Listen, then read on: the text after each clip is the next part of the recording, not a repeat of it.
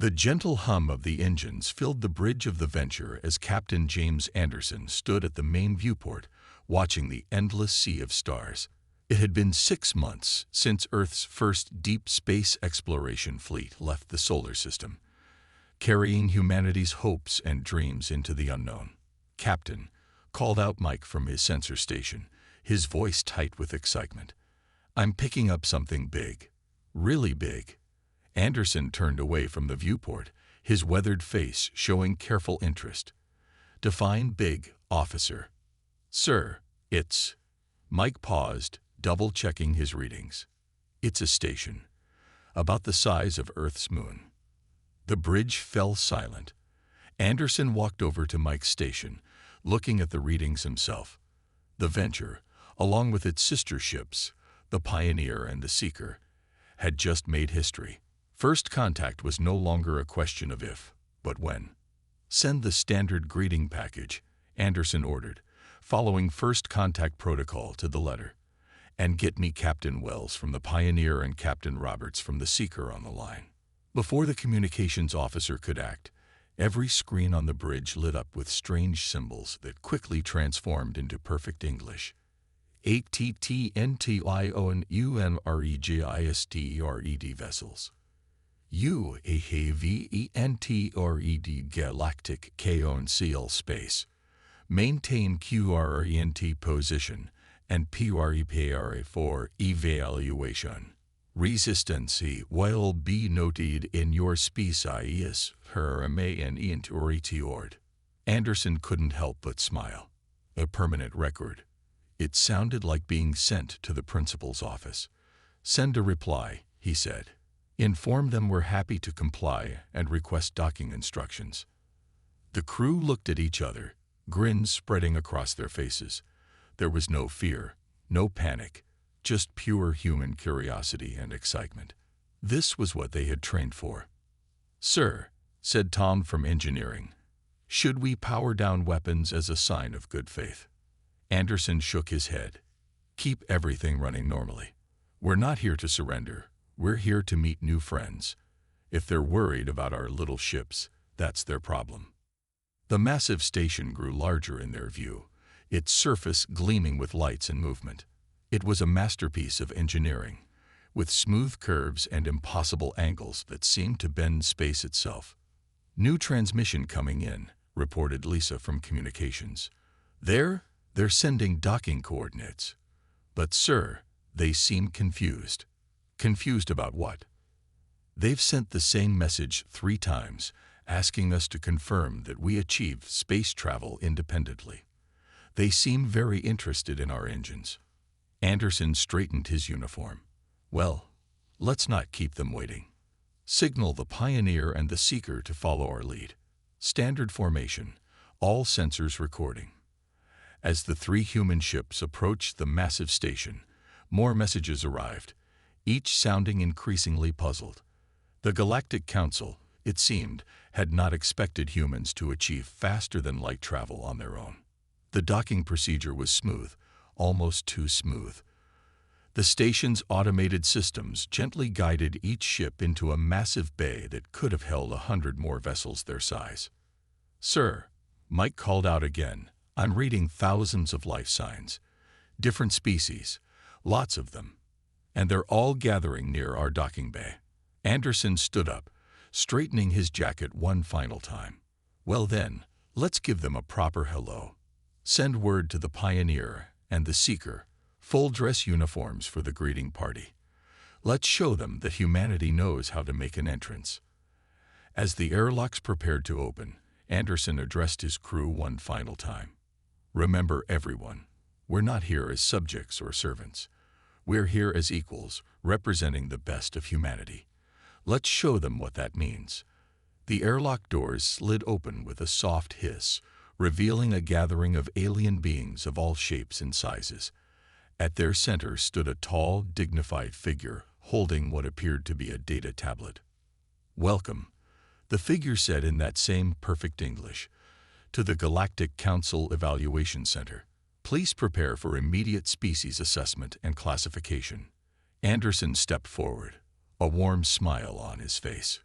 We look forward to it. But first, would anyone like some coffee? We brought enough to share. The coffee had caused quite a stir among the council representatives. Some sniffed it curiously, while others ran it through handheld scanners, seemingly amazed that humans would willingly drink such a stimulant. But it was the council chamber itself that took everyone's breath away. 12 massive thrones arranged in a circle dominated the room, each designed for a different species. Some were surrounded by strange mists, others glowed with internal light, and one appeared to be completely underwater in a transparent cube. "You will now face the full council," announced their guide, who had introduced himself as the first secretary. "This is unprecedented. New species typically wait decades for such an honor." Captain Anderson stood with his small delegation, Maria from Diplomatic Relations, and the captains from the Pioneer and the Seeker. They had changed into their formal uniforms, which looked plain next to the elaborate robes of the council species. "The council will see you now," the first secretary said, his tone suggesting he expected them to be nervous. Instead, the humans walked forward with confident curiosity. The central throne spoke first, its occupant a tall being of swirling lights. "We have reviewed your preliminary data. It is disturbing. You claim to have achieved faster than light travel without assistance." "That's correct," Anderson replied. "The Thomson-Wagner drive was developed 20 years ago in our Mars research station." Murmurs filled the chamber. A being that seemed made of crystal chimed in, its voice like tinkling bells. "Impossible. All species require at least 3 centuries of guidance before achieving such technology. You must have had help." Maria stepped forward. "With all due respect, we did not. Humanity has always found its own way." "Then explain," rumbled a massive creature that looked like a mountain of fur, "how you managed this without a unified world government, without telepathic abilities, without accessing the quantum consciousness." Anderson looked confused. "We just did it the old-fashioned way. Trial and error. Lots of errors, actually. But we kept trying until we got it right." The council members looked at each other in what seemed like alarm. The light being spoke again. "You developed space travel through failure." "Well, yes," Captain Roberts from the Seeker joined in. "That's how humans learn. We try things. They don't work. We figure out why. And we try again." "Barbaric," whispered one council member, but loud enough to be heard. "Perhaps," Anderson smiled, "but effective. Our ships made it here, didn't they?" The crystal being's chimes became sharp, almost angry. "You should have waited for contact. All species wait. All species are guided. All species follow the proper path." "We didn't know there was a proper path," Maria said diplomatically. "We just knew we wanted to reach the stars." The council chamber erupted in overlapping voices and sounds. Some were clearly outraged, others seemed fascinated. The light being raised its appendages for silence. "We must evaluate your species' readiness for galactic society," it announced. "You will be tested. You will be studied. You will prove your worth." Anderson's smile didn't waver. "We're happy to take your tests. But I should warn you, humans tend to surprise people when it comes to tests." "You do not understand," the furry mountain rumbled. "These are tests that have stood for millions of years, tests that define civilization itself." "Well then," Anderson replied, still smiling, "we look forward to learning from them. And perhaps, if you're willing, you might learn something from us too." The chamber went silent. The very idea that the council could learn from a newly discovered species seemed to shock them more than anything else. "Your confidence," the light being said slowly, "borders on arrogance." "Not at all." Maria stepped in smoothly. "We're just excited to share ideas. Isn't that what civilization is all about?" As the council struggled to respond, Anderson couldn't help but think that humanity's greatest asset might not be their technology or their determination, but their ability to think in ways that these ancient species had long forgotten. The council's testing chamber looked like a cross between a laboratory and a classroom. Screens covered the walls, showing detailed scans of the three human ships. Thomas and Alice, the lead engineers from the venture, stood calmly as various alien devices scanned their tools and equipment. "Impossible," muttered the Council's chief engineer, a being that looked like floating blue squares arranged in a vaguely humanoid shape. "Your ships have multiple systems doing the same job. Why such waste?" Thomas picked up one of his regular wrenches. "You mean our backup systems? That's not waste. That's common sense. Things break. You need backups." "Things do not break," the chief engineer stated firmly. "Not when they are properly designed. Our systems are perfect." Alice couldn't help but laugh. "Nothing's perfect. That's why we plan for problems." The floating squares rearranged themselves in what seemed like agitation. "Show me your engine room." Now, the inspection of the Venture's engine room caused even more confusion. The Council engineers stared at the multiple backup systems, the manual override controls, and the tool stations positioned at regular intervals.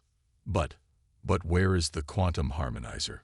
one of the junior Council engineers asked. "How do you maintain plasma flow without psychic linkage?"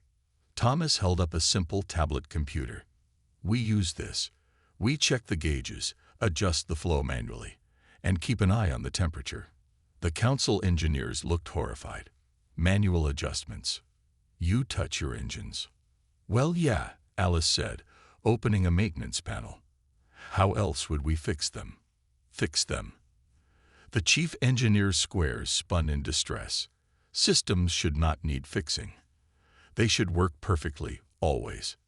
Just then, an alarm sounded from one of the human ship's engines. A slight power fluctuation. Nothing serious.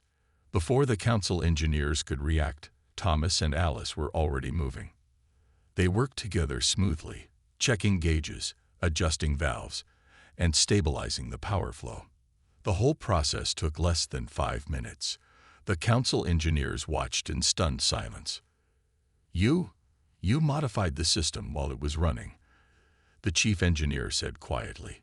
"Without shutting down, without perfect conditions." "Of course," Thomas replied, wiping his hands on a rag. "Can't always wait for perfect conditions in space." The news of this spread quickly through the station. More Council representatives came to watch the humans work. They were particularly fascinated by the toolkits each engineer carried. "Such primitive devices," one observer noted, watching Alice use a simple wrench. "Yet you achieve space travel with these." "These tools have worked for hundreds of years," Alice explained. "Sometimes the simple solution is the best solution." The Council's assessment continued with more tests. They challenged the humans to solve various engineering problems, each supposedly demonstrating the superiority of Council technology. But each time, the humans found ways to make things work. "Your solutions are inelegant," the chief engineer declared after watching Thomas repair a complicated power coupling with what seemed like spare parts. "They lack sophistication." "But they work," Thomas said simply. "Sometimes inelegant solutions are the most reliable ones." The final test involved a simulation of a cascade system failure. The Council engineers watched in amazement as the humans actually seemed to enjoy the challenge, working together to find creative solutions using their primitive tools and methods. "I do not understand," the chief engineer finally admitted. "Your technology is inferior. Your methods are crude. Your understanding of quantum mechanics is basic at best. Yet you succeed. How?" Alice smiled as she packed up her tools. "Maybe because we don't expect everything to be perfect. We plan for things to go wrong, and we learn to deal with problems as they come." "That is not how the galaxy works," one of the junior engineers protested. "Maybe," Thomas replied. "It's time for the galaxy to learn some new tricks." The chief engineer's squares shifted into what might have been a thoughtful pattern. For the first time, there was something like respect in its voice. Perhaps we have more to learn from these humans than we first thought." "Impossible." The word echoed through the Council's testing chamber. "We have designed a challenge that no developing species has ever solved." Captain Anderson stood with his team, looking at the holographic display showing what the Council called their impossible puzzles. These were engineering problems that had stumped every new species for the past million years. Mind if we take a look? Thomas asked, already pulling out his tablet. The Council members gestured in agreement, clearly expecting another failure. The first puzzle showed a damaged starship engine, twisted in ways that shouldn't be possible. According to the Council, the only solution was to scrap the entire system and rebuild it from scratch, a process that would strand any ship in deep space. Alice walked around the hologram, frowning. "Hey Tom, remember that mining accident on Mars, when the core drill got bent?" Thomas's eyes lit up. The pipe straightener. We could adapt that. The Council engineers watched in confusion as the two humans quickly sketched out plans on their tablets. They weren't following any of the standard approaches. They weren't even using quantum calculations. "You cannot possibly," the chief engineer began, but stopped as Thomas created a simulation showing their solution. "See?" Thomas pointed at his rough diagram. "We don't need to replace the whole engine. We just need to bend it back, bit by bit, while keeping the power flowing at minimum levels." That's not in any manual," one of the junior Council members protested. "That's because we wrote our own manual," Alice said with a smile. "Now show us the next one." The second puzzle involved a radiation leak in a sealed chamber. The Council's solution required complex robotic systems and AI guidance. The humans solved it with a modified version of old Earth lead shielding and mechanical Waldos, simple remote-controlled arms that had been used in nuclear facilities for centuries. "But that's ancient technology," the chief engineer protested. "Sometimes old is good," Thomas replied, "especially when it can't break down in the middle of an emergency." The third puzzle was different. It showed a complex navigation system that had developed contradictory quantum states. The Council insisted it was a logic problem that proved the need for psychic interfaces. Maria, who had been quietly watching, suddenly stepped forward. "It's not a logic problem at all. It's a language problem. The system is getting confused because it's trying to be too precise." She quickly demonstrated how human navigation systems used flexible parameters instead of absolute values, allowing for small errors that could be corrected rather than causing system-wide failures. "You planned for failure in your navigation?" a Council member asked, horrified. "We planned for reality," Maria corrected. "Space is messy. Absolute precision is impossible. So we work with that, not against it." As the day went on, the humans tackled more of the impossible puzzles. They didn't solve all of them. Some truly were beyond their current technology, but the solutions they did find were practical, reliable, and most importantly, achievable with basic tools and materials. "I think I understand now," the chief engineer said finally. "You don't look for perfect solutions." "Nope," Thomas agreed. "We look for solutions that work. And can be fixed when they break," Alice added. "And won't leave us stranded if something goes wrong," Maria finished. The Council members began talking among themselves in their various languages. The humans caught words like primitive and crude, but also effective, and most surprisingly, brilliant. "Perhaps," the chief engineer said slowly, "it's squares forming a new pattern. We have been approaching these problems from the wrong direction. For 1,000,000 years, we've sought perfection. While we've been seeking survival," Anderson completed the thought. "And out in space, survival beats perfection every time." The younger Council members were taking notes now, actually studying the human solutions. Something was changing in the Great Council chamber. The impossible had been proven possible, and the galaxy would never be quite the same. The alarms started during what should have been a routine Council session. At first, they were just a distant whine, barely noticeable. Then they grew louder, more urgent, until even the most dignified Council members began to look worried. "Emergency in Core System 6, the announcement echoed through the chamber. "Cascade failure detected. All non-essential personnel evacuate immediately." The council's chief engineer's squares spun in panic. Impossible. The systems are perfect. They cannot fail. But they were failing. The main screen showed a spreading red pattern through the station's power grid. The perfect, self-maintaining systems were collapsing one after another. What's happening? Anderson asked, watching council members rush around in confusion. The quantum core, the first secretary explained, his voice shaking. It's developing impossible patterns. The safety systems they're making it worse. Thomas and Alice exchanged quick looks. They'd seen something like this before, back when Earth's first fusion plants were being tested. Let us help, Thomas offered, already pulling out his tablet. You. The chief engineer's squares twisted in distress. This is our most advanced technology. You can't possibly. A deep rumble cut through the chamber. The lights flickered. Your advanced technology is failing, Anderson said firmly. Let us try. The council members argued for precious seconds before the light-being leader raised its appendages. Let them try. We have nothing to lose. Thomas and Alice rushed to the main engineering station, pushing past floating screens filled with quantum calculations. They ignored the complex displays and asked for basic readings: temperature, pressure, power flow. It's a resonance cascade, Alice said, pointing at a simple power graph. Like that reactor in Arizona, remember? Yeah, Thomas nodded. They're trying to correct it with more power. Which makes it worse, Alice finished. We need to do the opposite. You want to reduce power. The chief engineer was horrified. The systems will crash completely. Sometimes, Thomas said, already working on a control panel, you need to take a step back to move forward. The human engineers quickly explained their plan. It was simple, almost crude by council standards.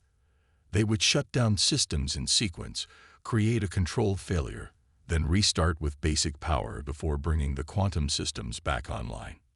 This is madness, one council member shouted. You'll destroy the station. The station is already being destroyed, Maria pointed out calmly. Let them try. Anderson stepped forward. I'll take full responsibility.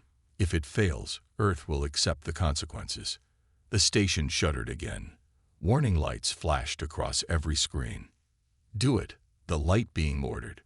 What followed looked like chaos to the council members. Thomas and Alice worked quickly, shutting down systems that had run perfectly for centuries. They used manual overrides, basic power tools, and what looked like random timing to the watching aliens. The station grew darker. Systems crashed. The quantum cores whined, decreased to a low hum. Now, Thomas said, we bring it back.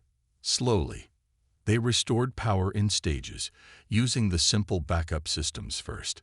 Basic life support, emergency lighting, gravity generators. With each step, they checked for resonance patterns before moving forward. The council members watched in amazement as their station came back to life. Not with the perfect hum they were used to, but with a steady, reliable pulse that felt somehow stronger. How? The chief engineer asked, its squares forming a pattern of confusion. How did you know this would work? Because we failed before, Alice explained, running a final system check. Many times, and each time we learned something new. You see failure as learning. The first secretary seemed to be struggling with the concept. We see it as necessary, Anderson said. Without failure, there's no progress. Without mistakes, there's no innovation. The light-being leader studied the humans for a long moment. Perhaps, it said slowly, our definition of perfection needs adjustment. As the emergency teams began their work, the humans could feel the shift in how the council members looked at them. They were no longer seen as primitive upstarts.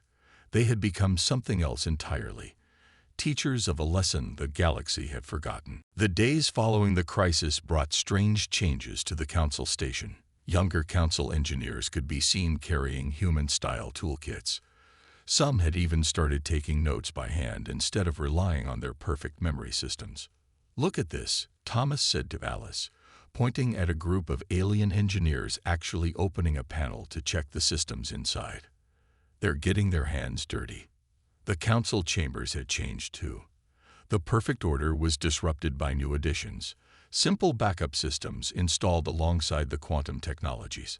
Some council members complained about the ugly additions, but none could deny their usefulness. "We've received requests," the first secretary announced during the morning briefing, "from 17 species asking to learn human engineering methods." Captain Anderson raised an eyebrow. "I thought we were still being evaluated." "You are," the secretary replied. "But after yesterday's events, many council members believe there is value in your approaches." The crystal being, who had been one of their strongest critics, chimed in with an unusual sound, something like agreement. "Your methods lack elegance, but they have proven effective, perhaps too effective to ignore." In the main engineering hall, Alice was showing a group of young council engineers how to use basic diagnostic tools. They were fascinated by the simple devices that didn't require psychic abilities or quantum interfaces. "But how can you trust such simple readings?" one of them asked, holding up a pressure gauge. "Because simple things are harder to fool," Alice explained. "Complex systems can lie to you in complex ways. Basic tools just tell you what is." The council's chief engineer, who had been watching silently, shifted its squares into a new pattern. "We have relied on perfection for so long, we forgot the value of adaptation." In another part of the station, Maria was meeting with representatives from younger council species. They were particularly interested in human decision-making processes. "You mean you actually plan for multiple failures?" one asked, amazed. "You don't just assume systems will work perfectly." "We plan for everything we can think of," Maria explained. "And then we plan for things we haven't thought of yet. That's why you have so many backup systems," another realized. "It's not inefficiency, it's survival." The light-being leader called an emergency session of the full council. The chamber was packed, with representatives from all member species present. The humans stood in the center, uncertain what to expect. "We have reviewed the events of the past days," the leader began. "Our perfect systems failed. Our perfect methods failed. Yet the station survives, thanks to what we once called primitive techniques." Murmurs filled the chamber, some angry, some thoughtful. More importantly, the crystal being chimed in. "These humans have shown us something we had forgotten. The value of flexibility, the importance of hands-on knowledge, the strength found in planning for failure rather than assuming perfect success." The furry mountain rumbled in agreement. "They have sparked a revolution in thinking. Already, our younger members seek to learn their ways." "A revolution?" Anderson asked carefully. "We didn't mean to cause trouble." "Not all revolutions are troublesome," the light being responded. "Some are necessary. We have been static, unchanging, for too long. Perhaps this is why we were meant to meet." Thomas looked at the backup systems being installed throughout the chamber. "You're really going to change your whole approach?" "Not change," the chief engineer corrected. "It's squares forming a new pattern never seen before. Adapt. Grow. Learn. As you humans do." The council chamber buzzed with energy as younger members began sharing ideas, mixing human practical knowledge with their advanced technology. It was like watching a garden wake up after a long winter. "You know," Alice said quietly to Anderson, "I think we just changed the galaxy." Anderson smiled. "No, we just reminded them that change is possible. They're doing the rest themselves." The final council session began differently than any before it. Gone was the rigid formality that had ruled for 1,000,000 years. Now, council members spoke freely, moved around the chamber, and even carried tools at their sides. Captain Anderson stood with his team in the center of the chamber, watching as the council prepared to make their historic decision. The past week had changed everything, not just for humanity, but for the entire galactic civilization. "We have called this session," the light-being leader announced, to decide humanity's place in the galactic community. But first, we must acknowledge that humanity has already changed that community forever. The crystal being chimed in agreement. In 1 week, they have challenged beliefs we held for 1,000,000 years. They have shown us new ways to solve old problems. They have taught us the value of imperfection. Taught you. Anderson shook his head. We didn't come here to teach. We came to learn. And that, the furry mountain rumbled, is perhaps the greatest lesson of all. You came seeking knowledge, yet remained true to your own ways. You did not assume our advanced technology was better. You proved your simple solutions could work alongside it. Thomas and Alice stood proudly beside their captain. Their tool belts now carried a mix of human instruments and council devices, a perfect symbol of how things had changed. The traditional path, the first secretary explained, would be to place Earth under council guidance for several centuries, to teach you our perfect ways. Maria stepped forward. And now, the light being's glow brightened. Now we understand that perfection is not always the answer. Your species has shown us that there are many paths to the stars. Perhaps it is time for a new tradition. The chamber grew quiet as the council leader raised all its appendages, a gesture of historic significance. We propose a new form of membership, it announced. Not as students, but as partners. Earth will retain its independence, free to develop in its own way.